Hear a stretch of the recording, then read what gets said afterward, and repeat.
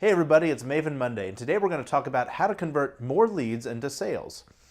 So when we talk about being a lead, we get in this mode of everything's a lead, we need more leads, leads, leads. And three questions I would ask you as a consumer or as a real person is, when's the last time you were a lead in somebody's funnel? And did you feel like your needs came first? And who did you ultimately choose? If it's me and most of my friends, we chose the one that we trust the most.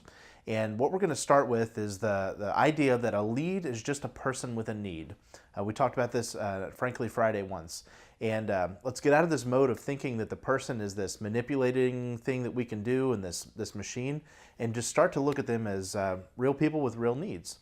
And what it becomes really simple to do is build that trust when you start doing this. So here are three ways to build that trust. The first is to find that need. So often we go straight into, can I set the appointment for you? Or what other things are you looking at? Or all of these kind of jump to the sale type things. And that's really the fastest way to make somebody feel like you're not in it for them. So ask yourself, what's the thing they were trying to do when they picked up the phone? What was their goal? Or maybe when they filled the form on your webpage or visited your website. What time of day did they do that? Just try to think about what mode that person might have been in.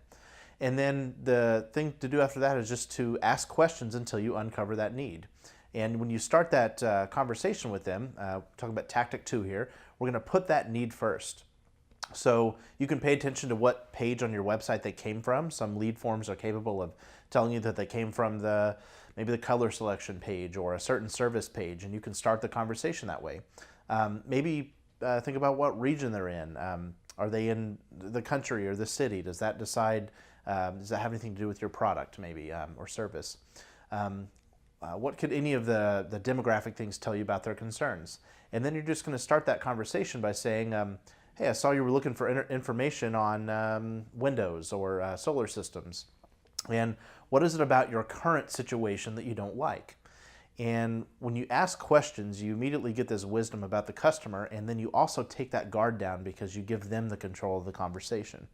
And one of those questions also might be like, what have you seen that you like out there? You've been shopping, you're kind of trying to feel out, are they already looking at options? And you're trying to meet them where they are. It's impossible to take somebody where you want them to go if you don't first meet them where they are. And all of these are just tactics to do that. They're relationship building tactics with the customer.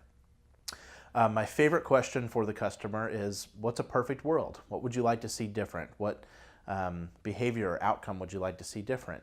And you ask somebody that, and they're just going to immediately give you everything you need to know to lead them to the right thing.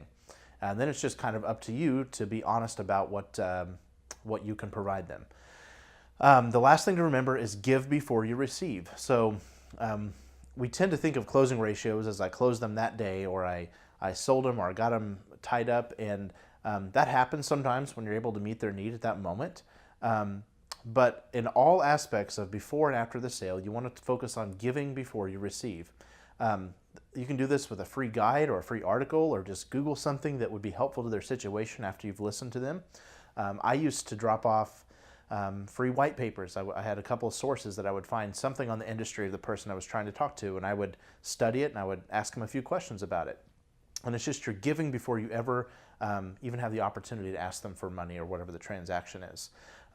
You can also send them product reviews if it's a service or something that you're selling that is widely reviewed.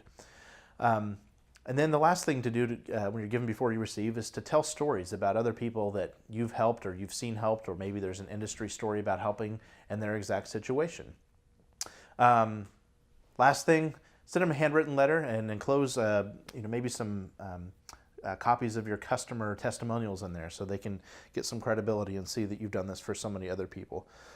The favorite thing I want to close with is Zig Ziglar reminded us that the key to getting what we want is to help enough other people get what they want. If you remember that, employ some of these tactics, and meet people where they are, I predict you're going to close a lot more sales and get a lot more action from your phones and your website into your company. Thanks for watching.